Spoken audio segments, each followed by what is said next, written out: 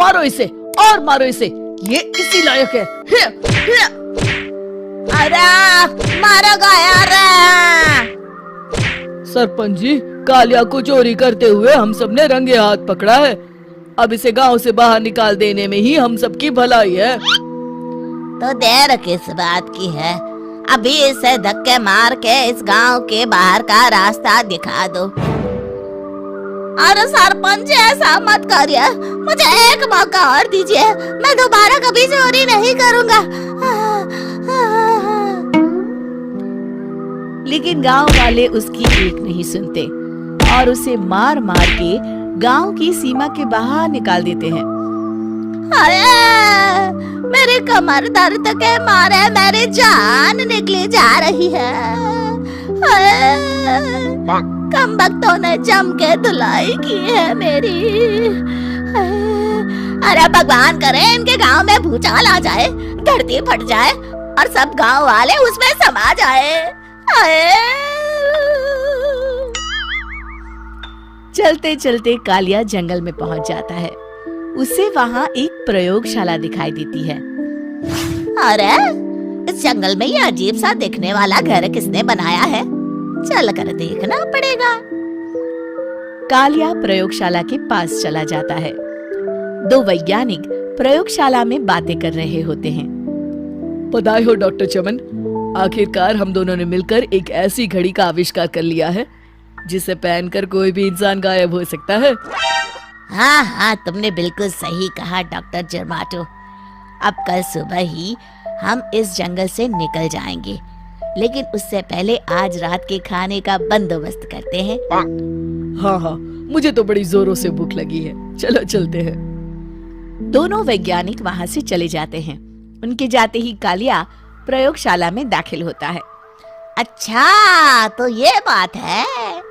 कालिया बड़े से कांच के अंदर रखी घड़ी को बाहर निकाल लेता है और अपनी कलाई पर बांध लेता है। फिर घड़ी में लगा बटन दबा देता है।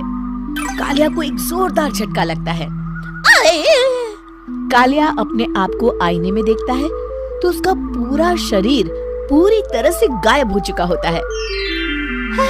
अब तो जो चाहे वो कर सकता हूँ। सबसे पहले मैं उन सभी को सबक सिखाऊंगा।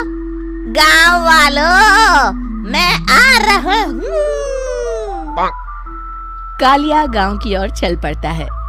थोड़ी देर के बाद दोनों वैज्ञानिक वहां आते हैं। अरे ये क्या, लगता है कोई हमारी घड़ी चुरा कर ले गया है। ये देखो पैरों के निशान। अब क्या होगा, अगर वो घड़ी किसी गलत हाथों में पड़ गई तो अनर्थ हो जाएगा। तुम चिंता मत करो, हमारी घड़ी में जो बैटरी लगी है ना, वो सिर्फ 24 घंटे चलेगी। उसके बाद वो घड़ी काम करना बंद कर देगी। उधर दूसरी तरफ गांव में सरपंच अपने घर में सो रहा होता है। तभी एक आहट से उसकी नींद खुल जाती है। अरे कौन है, कौन है वहाँ? बड़े मजे से सो रहा है, आज मैं तुझे नहीं छोड़ूंगा। कालिया पास में पड़ा डंडा उठाकर सरपंच की पिटाई शुरू कर देता है। ये ले, और ये ले, तू इसी लायक है, ले। आप मर गए। अरे अरे ये क्या हो रहा है? अरे अरे कोई बचाओ मुझे, मेरे घर में भूत आ गया है। सही कहा, मैं भूत ही तो हूँ, ये ले।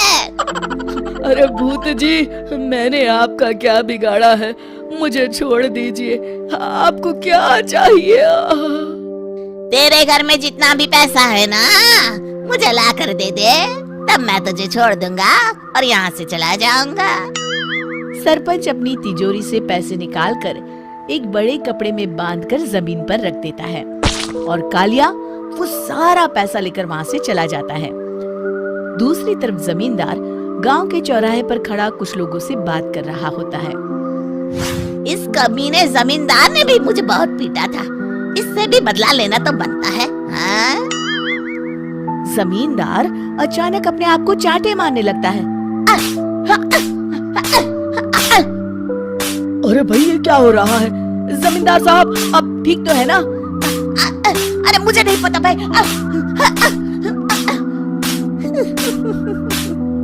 अरे मर गए रे, ये तो पक्का किसी भूत प्रेत का काम है। जमींदार के अंदर कोई भूत आ गया है, इससे पहले कि ये हमारे अंदर आ जाए। मनोहर भाई, अपनी जान बचानी है तो भागो यहाँ से। ये क्या? अरे बाप रे बाप, मुझे तो भूतों से बड़ा डर लगता है। मैं तो चला यहाँ से। अगली सुबह इस घटना से पूरे गांव में दहशत फैल जाती है।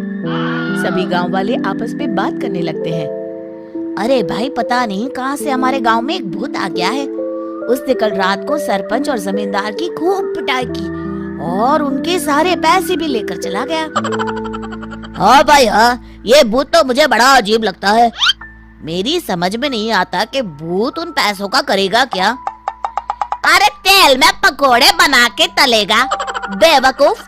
इस बात की चिंता करके कहीं वो भूत हमारे घर में ना आ जाए।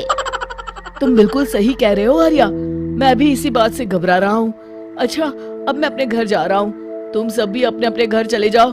उस भूत का कोई भरोसा नहीं है। तीनों वहाँ से चले जाते हैं।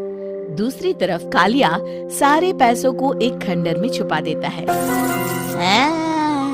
इतने सारे रुपए तो मैंने अपनी पूरी जिंदगी में एक साथ कभी नहीं देखे। इस तरह कुछ दिनों में मैं अमीर बन जाऊंगा।